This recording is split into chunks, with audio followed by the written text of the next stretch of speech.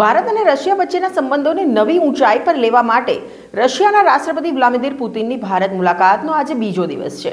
આ મુલાકાત દરમિયાન બંને નેતાઓ વચ્ચે મહત્વપૂર્ણ કરારો અને ચર્ચાઓ થઈ છે। ભારતે રશિયન નાગરિકો માટે 30 દિવસના ફ્રી ટુરિસ્ટ વિઝાની જાહેરાત કરી છે, જે બંને દેશો વચ્ચેના સંબંધોને વધુ મજબૂત બનાવશે।